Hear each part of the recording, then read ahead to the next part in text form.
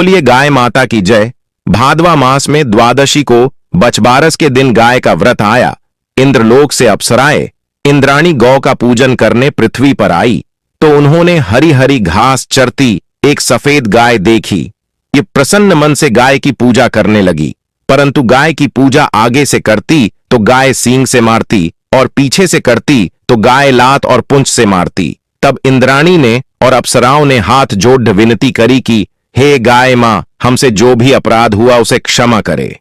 हम तो आज आपकी पूजा करने स्वर्ग लोक से आई हैं और आप हमें ही मार रही हो। तब गाय माता ने प्रसन्न हो गई और बोली कि मेरी अकेली का पूजन मत करो, मेरे साथ मेरे बछड्ढे का भी पूजन करो। तब इंद्रानियों और अप्सराओं ने पीली मिट्टी से गाय का बच्चा बनाया और उसे गाय के पास बैठा दिया और अमृत के छींटे दिए, और जिससे गाय के बच्चे में प्राण आ गए और गाय का बच्चा गाय का दूध पीने लगा। इंद्रानी व अप्सराओं ने गाय का पूजन किया। गाय जब घर आई तो ग्वालन ने कहा, तू बछड़ा कहां से लाई? मेरे तो पुत्र नहीं है, अब तू मेरे लिए भी पुत्र लेकर आ, तभी मैं तुम्हें घर के अंदर आने दूंगी।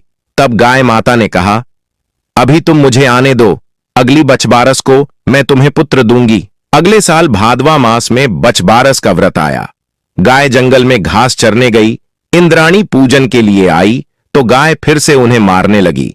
तो इंद्र की इंद्राणी और अप्सराएं गाय माता से बोली कि है गाय माता, पिछले साल ही तो आपको बच्चा दिया था, अब क्या चाहिए?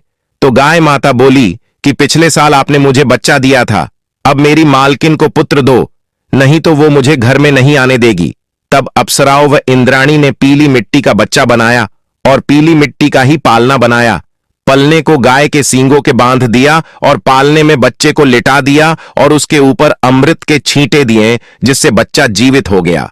फिर उन्होंने गाय की पूजा करी और वरदान दिया कि आज के दिन जो भी सुहागिन श्रद्धा भक्ति से गाय का व्रत और पूजन करेगी, उसके सभी मनोरथ पूर्ण होंगे। गाय बच्चा लेकर घर आई।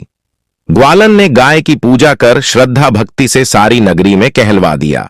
सबको भादवा मास की बछबारस का व्रत और गाय व बछड्ढे का पूजन करना चाहिए, इससे समस्त मनोकामनाएं पूर्ण होती हैं। हे गाय माता, जिस प्रकार ग्वालन को पुत्र दिया, वैसे सबको संतान देना।